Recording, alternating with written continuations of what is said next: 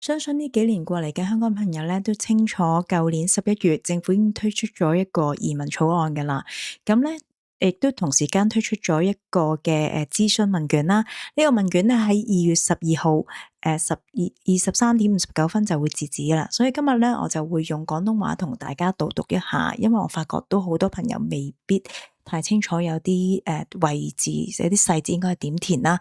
咁但係因為咧，我就已經係填咗啦，所以我陣間會係 show 翻一啲我之前 screen cap 咗，同埋我揾人幫我今日再 screen cap 咗嘅一啲畫面同大家一齊填嘅。咁咧，我都介紹下我係 Carol 生活日常嘅版主啦。咁咧，呢個條片咧，亦都係唔係任何引導式，亦都唔係想影響大家嘅，淨係純粹俾一個翻譯或者一個導讀俾大家。咁各位應該按自己真實嘅諗法去填寫嘅。咁都講下啦，喺11月22號問卷推出嗰日定第二日，係啦，咁咧我就已經喺我個 Facebook page 嗰度咧整咗一個懶人包。如果中意睇字嘅朋友咧，就可以去翻我個 Facebook 專頁嗰度揾翻嗰個懶人包嘅。我都會將條連結質喺個 description box 下邊。咁如果中意有啲朋友中意睇片啊，或者揸住車聽下究竟咩內容重點啊，都可以繼續睇呢條片啦。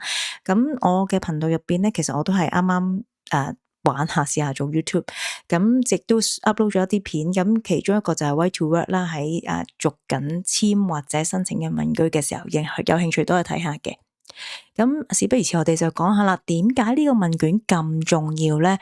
呢幾點係我揾 ChatGPT summarize 咗，咁 which is 我覺得係我都認同嘅，因為咧雖然坊間流傳好多唔同嘅問卷，咁但係咧呢一份係唯一一份由政府send 出嚟去收集意見嘅，咁亦都係我哋提交嘅一啲嘅答案咧，都係有法律同埋程序嘅效力嘅，因為佢係由立法嘅一部分嚟㗎，咁所以係好重要啦。咁同埋我哋每個人嘅意見咧，係直接可以到達政府嗰度㗎，即係直接可以影響個抉擇。咁亦都有個記錄啦，同埋亦都有個透明度等等，大家自己可以睇下啦。咁如果我哋就開始睇下啦。如果一 click 咗入去呢條 link 咧，就會見到呢個版面。咁咧如果大家見到街有 local 咩意思咧？就係話有啲地方咧，可能我哋香港人要留意一下嘅。咁都翻譯啦，就呢版留意係啲咩咧？都未開始填，就係話咧留意嘅就係只可以提交一次啊。因為有啲朋友就話我揾一個電腦開10幾次，或者我一個人填10幾20次。咁第一其實都唔係呢個原意啦。咁第二咧，亦都嗰個上問卷嗰度亦都講明啦，就話呢個 IP 嘅地址咧，即係話 IP 地址即係上網一個 IP 地址就會被收集嘅。咁如果佢哋嘅系統發現我哋同一個 IP 地址提交咗好多次嘅回應咧，咁就會刪除咗啲回應㗎。咁所以呢個大家要留意一下啦。咁第二樣嘢啦，呢度就係有啲嘅email 啦，我都陣間會 copy 翻落去嗰個 link 嗰度，或者你哋自己可以揾啦。有咩意見嘅話，對於呢個問卷，咁當中我都 click 咗一條 link，就係講話有啲朋友仔咧唔填呢個問卷嘅一個擔心，就係因為驚啲資料啊各樣嘢。咁我頭先喺個問卷嗰條 link 度都 click 翻出嚟咧，就係話我哋嘅資料咧係會受保護啦，同埋都係根據英國呢個私隱保護條例嗰度去保護我哋嘅資料嘅。咁好啦，開始填啦，真係我哋就揀 individual 啦，因為我哋係一個人去填噶嘛。咁呢個就係假設我哋應該揀咩 status 啦。如果我哋係譬如 BNO Visa 或者其他嘅 Visa，應該就揀呢度。咁但係如果譬如你係已經批准咗難民資格咧，就揀呢個 refugee。如果你係尋求庇護嘅咧，你就揀 asylum seeker。咁呢個年齡你中意填就填，或者唔填都得嘅，係啦。性別啊等等唔多講啦。咁呢個種族亦都你可以係唔填啦，或者你揀翻你覺得適合嘅。然之後你住邊度，咁亦都係可以填或者唔填啦。或者呢個咧，呢題就係解釋究竟你嘅職業。咁呢度咧就講啦，就係話 earning settlement 呢個框架嘅部分就發表意見啦。即係呢一度開始就係為咗呢個框架發表意見啦。即係譬如話究竟有冇一啲嘅貢獻啊等等，就開始講啦。佢就其實叫你睇返呢個文件嘅啫，如果未睇都開始可以睇嘅。咁第一題就問你，你覺得呢個框架清唔清晰啦？如果你覺得好清晰就 very clear，好唔清晰就 very unclear 啦。唔想答就呢個啦。跟住呢度就話你究竟同唔同意呢個嘅方案啦？咁好同意就 strongly agree，好唔同意就 strongly disagree 吓。咁我全部都會擊晒東佬先，因為我係 cap 咗，即係叫 friend cap 個圖俾我拍片嘅啫。因為咁呢度咧就點解兩個公仔咧？除咗加油公仔同埋有把遮喺度，就係話呢一欄就係關於品格嘅4大核心之處其中一部分啦。關於品格方面咧，咁大家都知啦，申請永居一定係要有良好嘅品格記錄啦。咁有刑事定罪或者唔遵守一啲移民規定咧，咁都係會拒絕嘅。咁但係佢都俾個嘅空間，其實呢個都好確實，但係佢都俾個空間大家咧，可以用200字去回應，究竟有啲咩嘢應該被考慮。咁我諗如果即係大家即係犯罪啊，或者係啦嗰啲即係壞人，大家都唔會想佢批啦。咁但係你知道過去幾年嘅一啲情況，有啲人其實可能佢真係冇做壞事，但係都有一個案底嘅，或者刑事定罪嘅，或者俾其他嘅國家或者地方通緝走難嚟到呢度嘅。咁會唔會有啲考慮咧？咁大家可以喺呢個位置度填，如果你想填。咁另外呢個就係講關於融入啦，融入就係講緊話對於英國社會有實質嘅投入，包括 Life in UK 啦，同埋大家好關心嘅 B2 水平。咁有啲我網上見到有啲人就話我唔知究竟邊度填 B2 咯，其實就係呢個部分，陣間會講。咁呢個就係 C1 level，其實就唔太關事嘅，因為呢個係話減年期。咁但係喺個草案入邊咧，大家如果睇過，其實 BNO Visa 係冇得減年期，咁所以就唔特別講啦。咁呢度就係下一題就係講話啦，究竟點樣去評估一個人嘅融入程度咧？係咪pass 一啲即係透過一啲正式嘅測試，譬如修訂之後嘅 Life in UK 啊，或者一啲其他嘅英文課程啊、文化適應課程等等，咁大家自己睇可以留意下啦。咁呢一度啦，我頭先講話，好擔心，有啲朋友好擔心提升英文能力嘅，可以喺邊度表達佢意見咧？其實呢度就係比較適合，因為頭先一開始佢已經講咗個例子，頭先個版面已經講咗個例子，話係Life in UK 同埋 B2 啦。咁雖然佢都講，即係政府都好似講得好確定，咁但係大家都可以利用呢個位置去將你嘅意見去填寫咯。咁如果你嘅英文程度唔係真係咁好，因為我諗大家好擔心提升 P2 嘅人英文未必咁好啦。其實你都可以，而家有好多翻譯軟件啦，或者 AI 啦、ChatGPT 啦，咁你可以 translate，你將你嘅中文你語音輸入法去Google Translate 或者ChatGPT，咁去將你嘅意見填翻入去咯。但係就係200字咯。你直頭可以同 ChatGPT 講話，你幫我個意思係咁咁咁，麻煩你幫我寫一段200字以內嘅英文回應咁樣，都佢就可以寫晒俾你噶啦。係啦，呢度都係解釋翻個中文啫。咁跟住呢度咧就係貢獻部分啦。貢獻部分亦都係大家好關注個12570嘅要求啦。咁我哋就睇一睇啦。咁呢度咧個翻譯嚟嘅就係話佢就舉例咗2個群組嘅啫。又係咪可以豁免咧？你嘅意見覺得第一個類型咧就係喺放緊產假，或者一啲長期病患或者殘疾人士，咁可能有啲朋友仔嘅屋企人啊，或者係咯親友都會有呢啲情況可以填翻啦。呢個咧第二種類嘅人就係一啲特定職業嘅人士，譬如宗教牧師等等。咁呢度咧就係俾大家再填啦。除咗頭先嗰2種之外，仲有啲咩群組你覺得係要豁免呢個收入咧？譬如假設我自己填啦，你可以唔填都得㗎。咁就BNO Visa，或者可能會唔會有啲湊仔嘅媽咪啊，或者老人家等等啊，過咗50歲，過60歲，咁大家自己填啦。咁呢個其實就唔太關我哋事嘅。呢個係一啲勞工嘅 skill visa。咁呢個亦都唔睇關我哋事嘅，就係 work visa。咁呢個咧就係一個問你啦，關於受過一啲公共服務職位嘅人士，咁係咪應該縮短期申請嘅所需年期咧？即係譬如啲 NHS，我理解唔知係咪啦，因為呢度寫住 health and education occupation 嘛，咁一啲醫療教育界嗰啲人啦。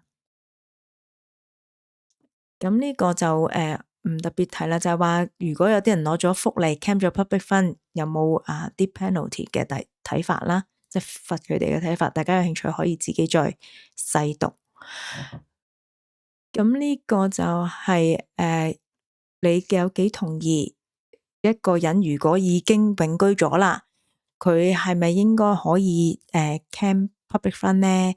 咁大家可以自己再揀翻啦，有啲人個人有唔同睇法啦。咁譬如可能你第時你已經成為英國國民，各樣嘢嗰啲稅係你出嘅，咁你會唔會覺得唔同意？但係你又唔係喎，可能你覺得都係有啲人需要嘅，咁你可以揀同意啦，或者唔同意。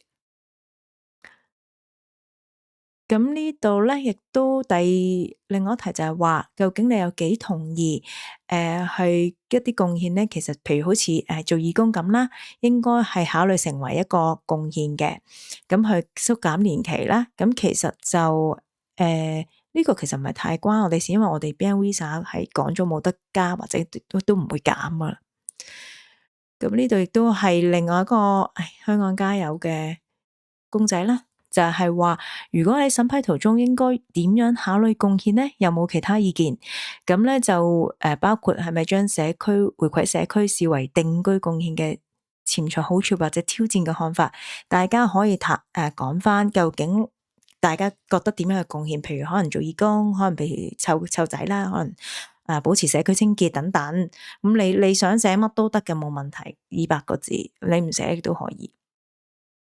咁呢個就係關於居住嘅要求啦，係合法居住嘅要求，係合法同埋連續嘅。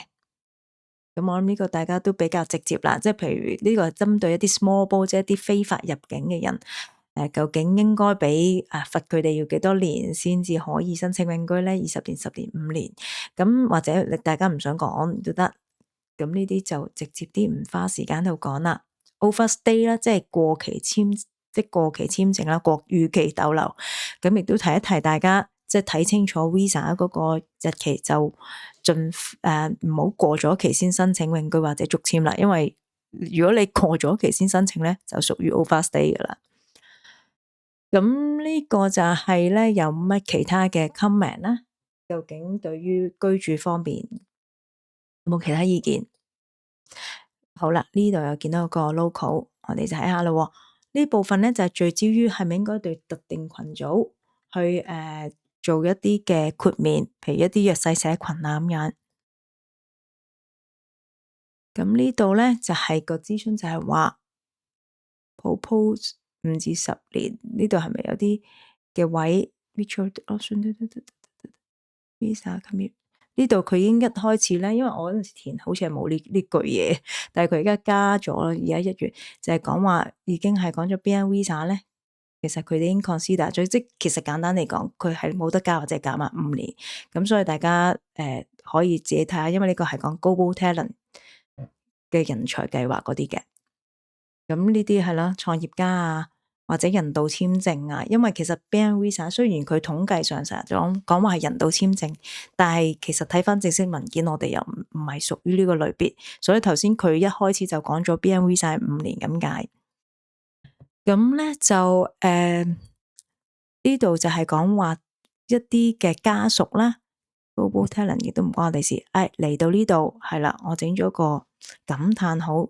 就大家要睇清楚嘅，就係大家覺得好蠱惑嗰題啦，就係話你究竟有幾同意或者唔同意，即係或同意或者唔同意，不應唔應該 should not be 為以定居途徑上嘅人士設置過渡期咧，即係話你覺得應唔應該有過渡期？假設佢係要一定推行呢條條例嘅話，咁如果你係好唔好反對話唔應該咁樣做，你覺得一定要有過渡期嘅，唔可以話即刻行就行嘅，咁就要 strongly disagree。如果你認為需要有過渡安排，如果你覺得唔係喎，我一推行就即刻嚟啦，唔好有過渡安排啦，咁你就 strongly agree 啦。咁我相信大部分香港人都應該會揀係 strongly disagree，因為呢個意思就係話你覺得需要有過渡安排咁解。